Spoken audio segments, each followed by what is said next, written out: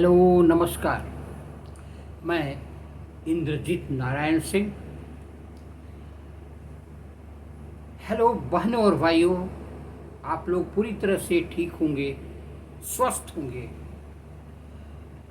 मैं इसलिए पूछ रहा हूँ कि मेरा आज का विषय है जेनरिक दवाई में सतर्कता। मैं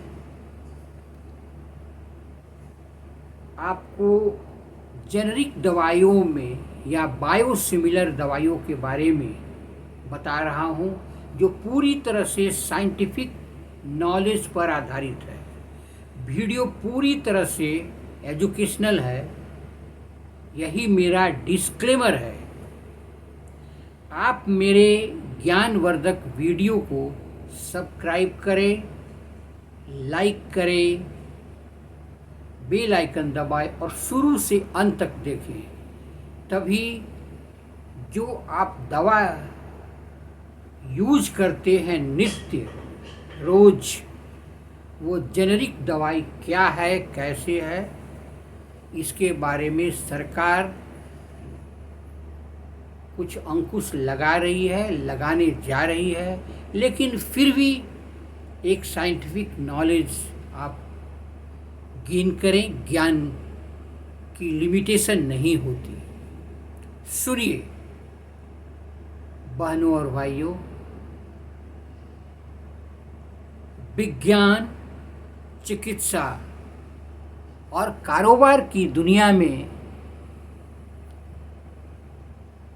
सुर्खियों में आने वाले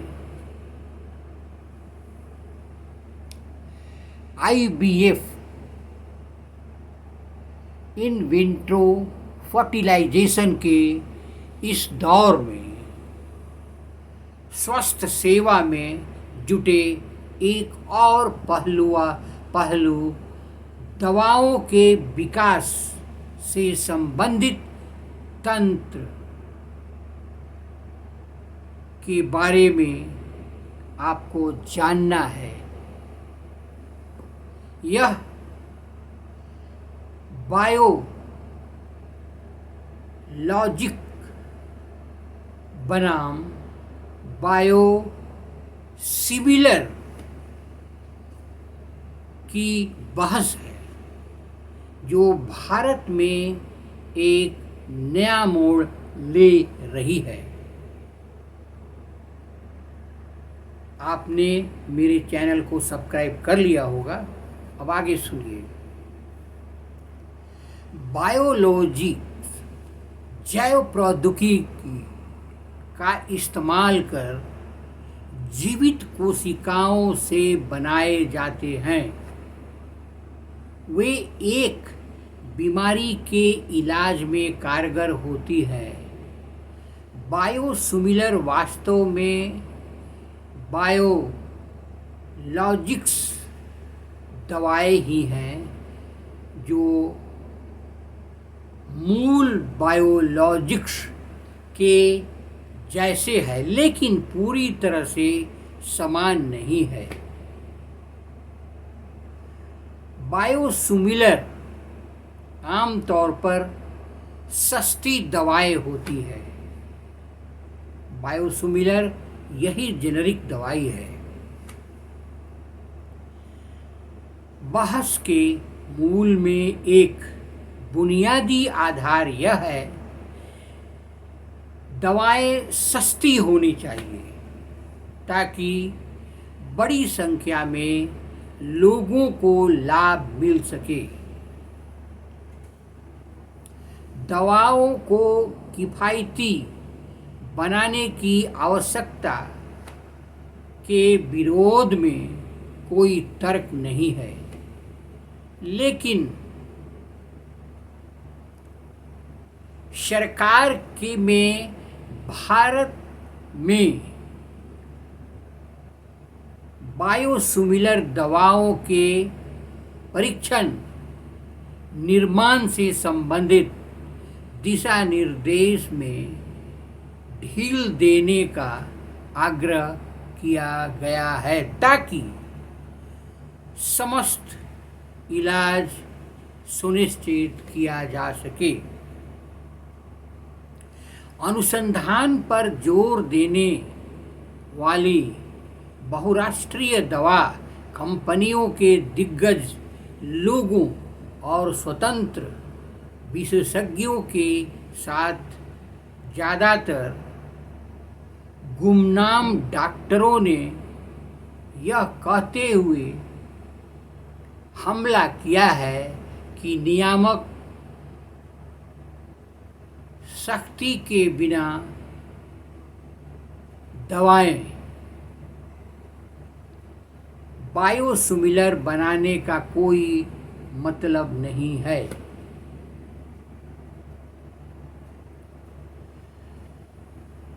बायोसिमिलर को अक्सर बायोलॉजिक्स के नकल वाले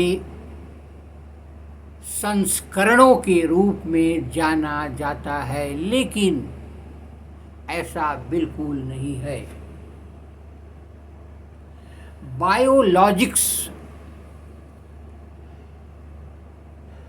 दवाएं शर्करा, प्रोटीन या न्यूक्लिक एसिड या अन्य पदार्थों के जटिल संयोजन से बनी हो सकती है और कोशिकाओं, ऊतकों जैसे जीवित इकाइयों में भी हो सकती है। आगे सुनिए। अधिकांश पारंपरिक दवाएं रासायनिक तरीके से संश्लेषित की जाती हैं और इसकी संरचना ज्ञात होती है। वहाँ बायोलॉजिक्स जटिल मिश्रण होते हैं जिन्हें सामने से नहीं पहचाना जा सकता है। अब आइए अंतर्राष्ट्रीय स्तर पर कुछ जानें। यूएस एफडीए का कहना है कि जैविक उत्पाद गर्मी के प्रति ज़्यादा संवेदनशील होते हैं और उनके सूक्ष्मजीव से दूषित होने का खतरा भी बहुत ज़्यादा होता है। बायोलॉजिक्स दवाएं विभिन्न प्रकार के बीमारियों और स्थितियों के इलाज के लिए सबसे प्रभावी साधन हो सकते हैं। उनके पास इलाज का कई अन्य साधन उपलब्ध नहीं हैं। बायोसिमिलर से इलाज करने वालों में कैंसर, गुर्दे की बीमारियों और मधुमेह के मरीज शामिल हैं।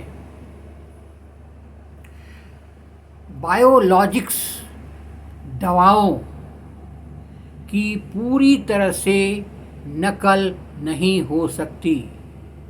यह प्रदर्शित करने के लिए कि बायोलॉजिक्स हो या बायोसिमिलर के समान है, उसके जानकारी हासिल करना जेनेरिक दवाओं के लिए जरूरी जानकारी की तुलना में वाद व्यापक के रूप से हो सकता है। यही कहना है और यही कारण है कि बायोसिमिलर के क्लिनिकल परीक्षण तंत्र का विश्वसनीय बनाने की आवश्यकता है। अंतर्राष्ट्रीय मानदंडों के अनुसार केंद्रीय औषधि मानक निबंधन संगठन CDSCO और जैव प्रौद्योगिकी विभाग ने वर्ष 2016 में बायोसिमिलर पर दिशा निर्देश जारी किए, जिसमें सुरक्षा और उसके प्रभाव पर जोर दिया गया था।